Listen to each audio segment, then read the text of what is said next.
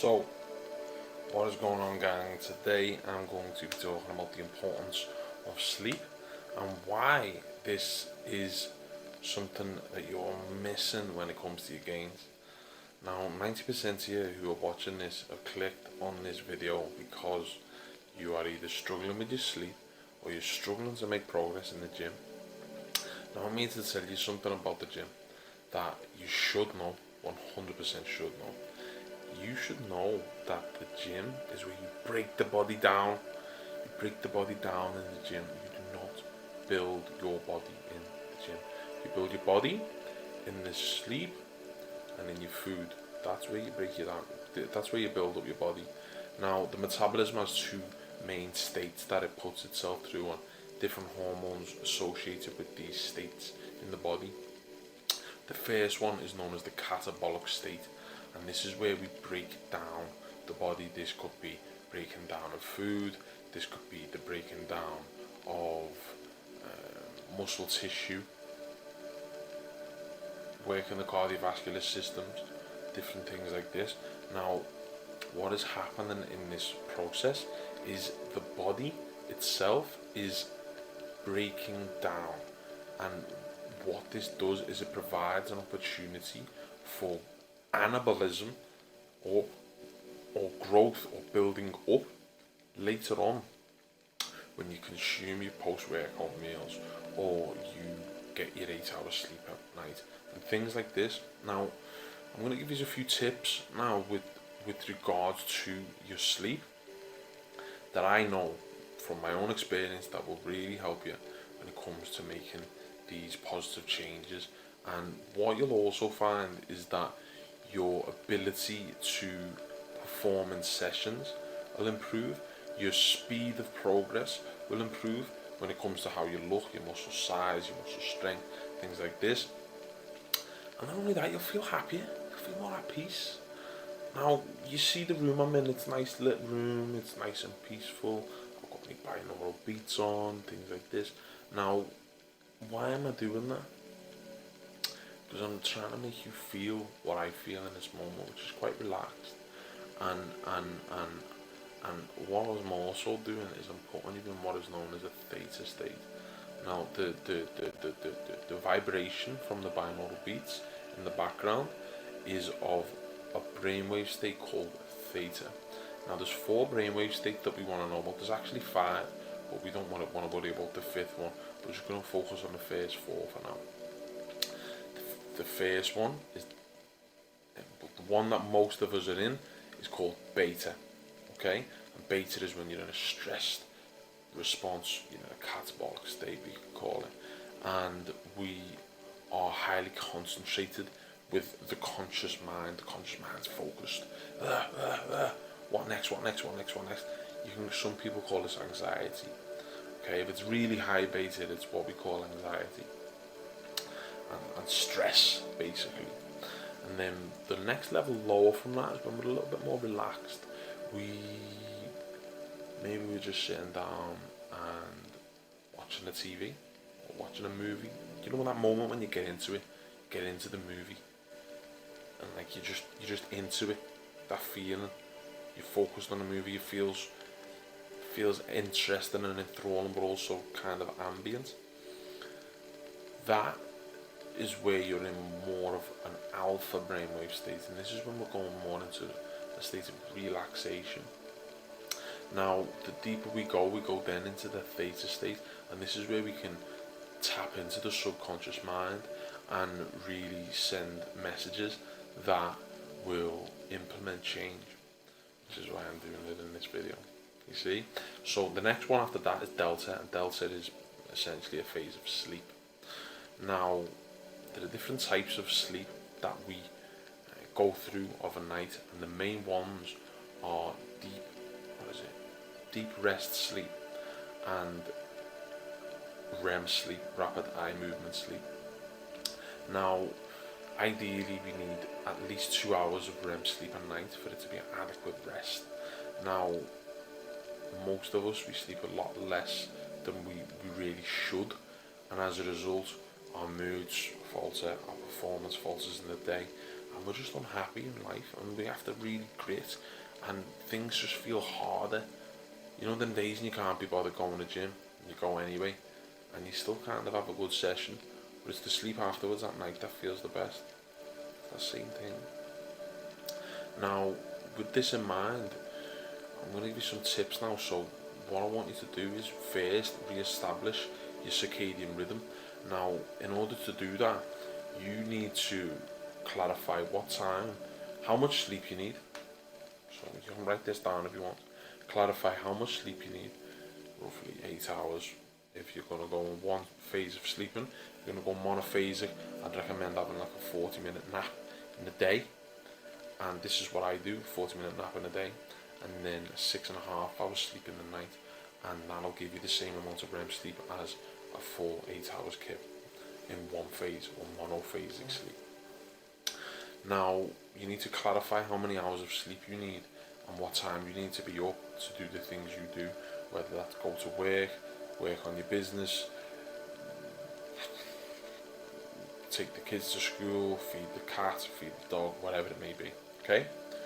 Now, when you know these times and the amount of time you need for sleep, then what you've got to understand is when you get up that first thing in the morning, don't hit snooze. Go to the curtains in your room and open them. See the sun in front of your eyes, or see the grey clouds in front of your eyes. The Dr. Albert Huberman, you'll see his podcast all over the internet, he speaks on it about sleep, and one thing he mentions is the circadian rhythm is governed through the eyes. It is photosensitive, they call it. Now what this means is basically when we receive the light in our eyes, this tells the body to stop secreting melatonin and to start secreting things like norepinephrine, cortisol and hormones like that, which will put the body in a more active and alpha brainwave state. Now, when we do this, what I like to do is as soon as I wake up and I've got that direct light in my eyes, now this can be your phone as well, to be honest with you. I'm not really going to advocate for that, because you might get a text or something that you don't like and then your day's half ruined before it started. You can then go into, what I like to do is drink some water, 2 pints of room temperature water I like to drink. As soon as I wake up, boom, boom, and then I'll go about my day, do what I've got to do. Now from there, when I'm going to say with regards to your activity throughout the day, do what you would normally do. If you're not planning on having naps throughout the day, then don't have one. Function tired for that one day. Function, still go to the gym, maybe go a little bit lighter if you need to. Still do your work, which you're going to have to, otherwise you're not going to get paid. And when it comes time to go to bed, give yourself 2 or 3 hours before bed, and maybe just keep your phone away. At least 1 hour. Keep your phone away from your face. Don't go on the telly. One thing I do before bed is I read. I read before bed, and that's my thing. I'll read first thing in the morning, in the night, last thing at night, and that's my way of winding down. But what I'm also doing is I'm avoiding that light in my eyes. Yeah. And what I mean is essentially mostly is like the light of your phone. Most of you do it. You're just taking all this caffeine and things like this, and that's inhibiting your sleep as well. So yeah, before bed, keep the phone away. Don't be drinking caffeine after, in my opinion, 9 AM. Give yourself at least 16 hours before, 12 to 16 hours. Time distance between the 12 to 14 hours, sorry, before you go to sleep from when you have your coffee. And if you do these things, I've done it with clients. I had a client who was suffering from FND. Now, let me just make clear, I am not a doctor. If you have FND or any issues like this, consult your doctor. I'm no expert at all. And I made this clear to the lady who I was training. And what we done is we created a plan that she agreed upon that would was aimed towards helping her gain a little bit more control of her sleeping pattern. And as a result, her sleep improved, her moods improved, she suffered from less issues with the symptoms, and all round started seeing massive improvements in the gym as well. Now this is a woman who's doing a uni degree, she's doing a very highly technical job alongside this, and she's dealing with some serious things as well in her own personal life, and she's still able to get control of her sleep. You know, most of you are sat there drinking cans of Monster in the afternoon and drinking coffee like it's a social thing. Like, damaging your body. It's inhibiting your gains. You're keeping your body in a catabolic state. You're keeping yourself in high beta. You're keeping yourself stressed and under-recovered. Now, one thing, a quote that I got off a mentor of mine, is he says, society is ruled by two things. He says, sleep deprivation and dehydration. And that is one thing why I value sleep so importantly, which is why I'm giving you this video, but it's also why I value hydration so importantly. But that's for another day in regards to the water. Now, I'm going to leave this video there. I think overall, if you really focus on the clarity of importance of each factor of your fitness journey when it comes to your training, you realise that you're breaking your body down, and that it's imperative that you sleep in order to build that same body back up better. If you implement the habits that I mentioned, with getting that direct sunlight first thing in the morning, you're having your food, your water as well, that can help, because it signals to the body, I'm going to be eating or consuming at this time. And then again, no sunlight, no UV light or blue ray or whatever you call it, no artificial light before bed, too soon before bed, and just giving yourself that relaxation of unplugging from the world. You know, you'll find that with your better sleep and having that organised sleeping pattern, that over the weeks and the months and maybe even the years of you having better sleep and improving your attitude with sleep, everything you do in your life will just be so much better. And this isn't just to do with fitness, this is to do with work as well. This is to do with your relationships.